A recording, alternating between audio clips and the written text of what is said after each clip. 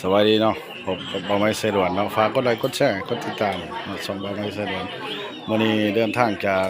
เมืองตบลานมาสู่เมืองวาปีเนาะบ้านคอนสาย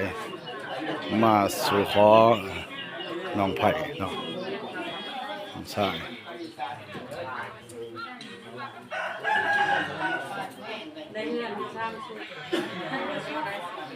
โอเคกำลังเปิดทางร่วมกัน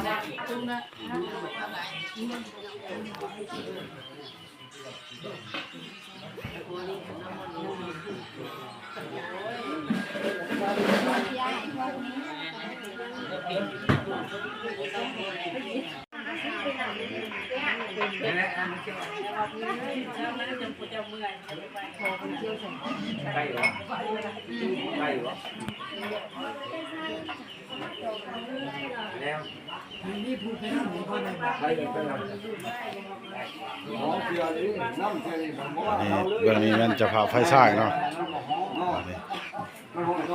มือนี้ก็ซีแมนแต่ว่าไฟยิงเนาะโอ้ไฟฉายมาหลายเลยมัน3 คันรถเนาะการสู่ขอผู้สาวประเพณีฮิตของประเพณีลาวเนาะเอากันแบบสบายๆเลยนะแบบง่ายๆเลย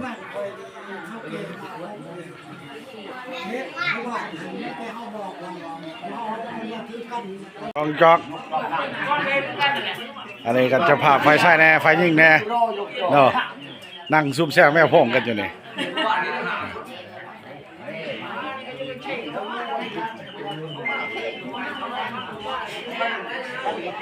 ตอนทับดีเนาะทางพี่น้องเมืองว่าปีเนาะบ้านค้อนซ้ายพี่น้องเด้อ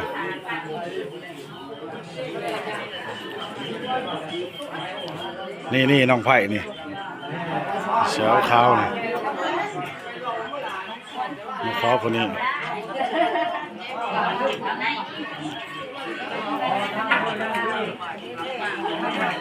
อันนี้ก็เท่าแก่ใหญ่นี่2 คนนี่เท่าแก่ใหญ่อีหลี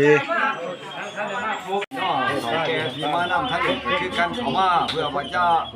ทำพิธีเล็กน้อยเพื่อเป็นสิริมงคลแก่ลูกแก่หลานเนาะเพราะว่าผูกแขนด้วยผ้าเขาเนาะทั้งเฒ่าแก่ครับถ้าเป็นยังไงมาเป็นครูหัวพ่อแม่ก็แล้วบ่เนี่ยก็เป็นว่าเรื่องงานยามดีเนาะเป็นผูกแขนเนาะเป็นสิริดองลูกหลานยศ4 2025เนาะเพื่อมันก็สิเฮิงเถิงเขาเพื่อแต่ว่าบ่แล้วแก่ว่าเขาคนละอยู่นี่มีแค่เด็กที่พี่นาคนละสิได้สู้ไหนผูกแขนด้วยผ้าเขาว่าเป็นคนให้ลูกหลานเล็กน้อยนี่มอนเนี่ยพลุ่มหันมอนเนี่ย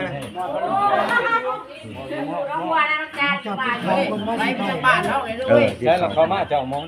มาหาทั้งนั้นทั้งนี้เอาทิศสิดูเลยเอาเพื่อนเขามาเป็นขึ้นน้อยอันนี้ผูกแขนด้วยผ้าเขาบนท่านในหอดมือตัวนั้นยัง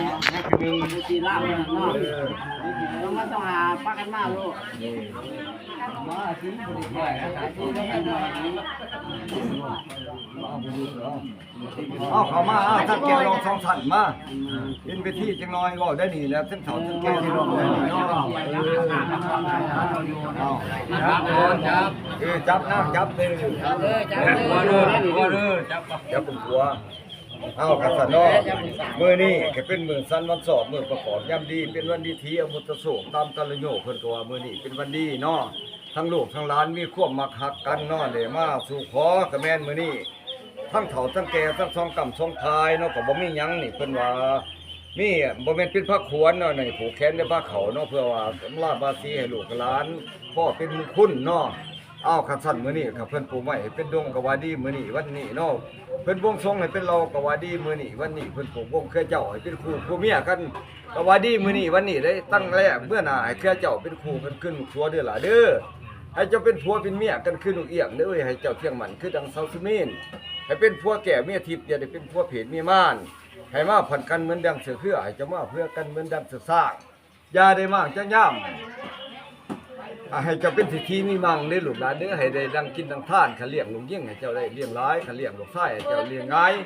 ให้เจ้าอยู่ทางใจแต่แก่แหวนเงินขั้นจัตตโลสัมมาวัสันติอายุวันนุ่งสู่คังพลังให้ลูกหลานอยู่ดีมีแห้งเป็นปัวเดียวมีเดียวให้มีความมั่นคงกระนุงแก่เน่าวันนี้วันนี้อยู่ดีมีแห้งให้ลูกหลานเด้อไปหากันแบ่งกันได้เว้ยบัวเมียเดี๋ยวมันพูดแล้วว่าต้องอย่างนี้ แม่นางน่ารัก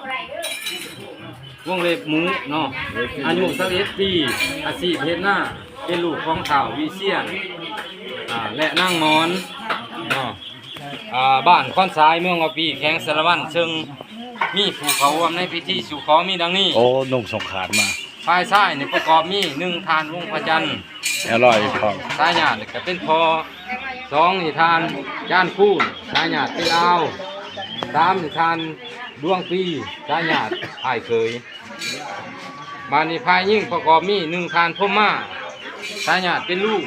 2ทานคาดองที่ยังข้างนี่เนาะแม่นกำหนดเอามือแต่งงานเนาะปีหน้าปี2025เนาะจำนวนเงินที่ข้างนี่20ล้านกีบคำ1 บาทงัว1ตัว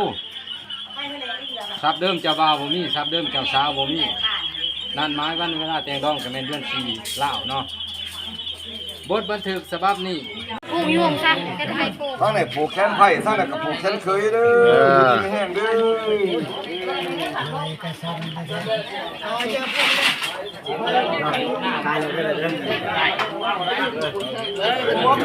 ใจเย็นๆใจเย็นมันเป็นหยัง เฮ็ดข้าวนี่นะครับ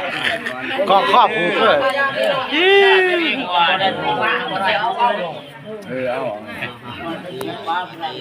เอาเด้อไปเบิ่งใครอยากเบิ่งวิดีโอไปเบิ่งไปส่องบ่าวไม้ใช้ด่วนเด้อ